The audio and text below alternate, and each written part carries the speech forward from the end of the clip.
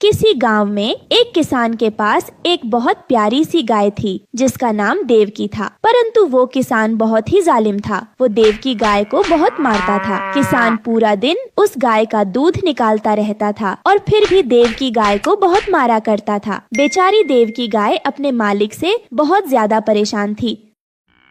हाय रे, ये किस जन्म की पाप की सजा मिल रही है मुझे, जो मुझे इतना जालिम मालिक मिला है। मैं इसको कितना दूध देती हूँ, फिर भी यह मेरी फिक्र नहीं करता। मुझे इतना कम भोजन देता है और ऊपर से मुझे इतना जोर जोर से मारता है। मुझे बहुत दर्द होता है, लेकिन इस जालिम किसान पर कुछ भी फर्क नहीं पड़ता। पता नहीं इसकी इंसानियत कहाँ मर गई है।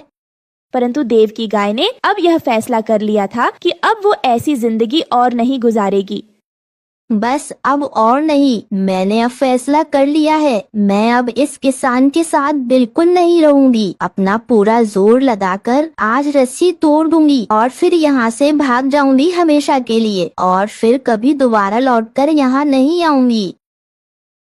फिर देवकी गाय ऐसा ही करती है। देवकी गाय अपना पूरा जोर लगाती है और आखिरकार वो रस्सी टूट ही जाती है। देवकी गाय किसान के पास से भाग जाती है। भागते भागते गाय घने जंगलों में पहुंच जाती है। तभी जमीन पर पड़ा हुआ एक नुकीला कांटा देवकी गाय के पैर में घुस जाता है और बेचारी गाय जख्मी होकर जमीन पर गिर जाती है और दर्द के मारे करहाने लगती है। बहुत दर्द हो रहा है, मुझे बहुत दर्द हो रहा है। ये इतना नुकीला कांटा मेरे पैर में घुस गया, मेरा तो खून भी निकल रहा है। कोई है यहाँ पर? कोई है? मेरी मदद करो, कोई मुझे बचाओ। बेचारी मासूम गाय बहुत तकलीफ में थी, परंतु उसकी आवाज सुनने वाला वहाँ पर कोई भी नजर नहीं आ रहा था। तभी अचानक रानो चिड़िया वहीं से गुजर रही थी। रानो चिड़िया उस बेचारी जख्मी गाय को देख लेती है। अरे बाप रे, ये इस बेचारी गाय को आखिर क्या हुआ है? इसका इतना खून क्यों निकल रहा है? लगता है ये जख्मी हो गई है। मुझे इसकी अभी मदद करनी चाहिए। ऐसा कहकर रानो चिड़िया उस गाय के पास आकर बैठ जाती है।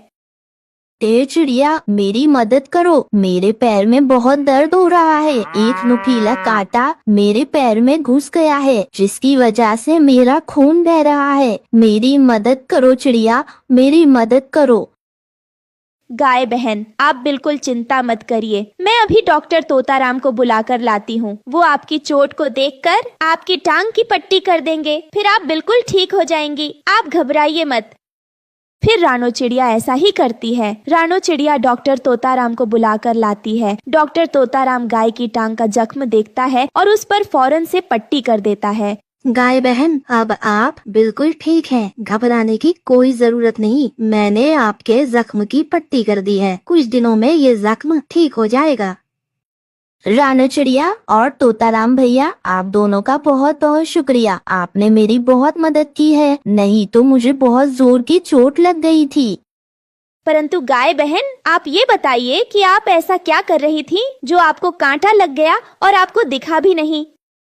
रानो चिड़िया, मेरा मालिक एक किसान है, परंतु वो किसान बहुत जालिम है। वो दिन भर मेरा दूध निकालता है और मुझे खाने को भी कुछ भी नहीं देता और उल्टा मुझे मारता भी है। इसलिए मैंने सोचा कि उसको छोड़कर मैं जंगल में भाग जाऊंगी। जब मैं भाग रही थी तो ना जाने कहां से ये कांटा मेरे पैर में घुस गया और मैं जख्मी हो गई। वो तो आज आप सही समय पर आ गई।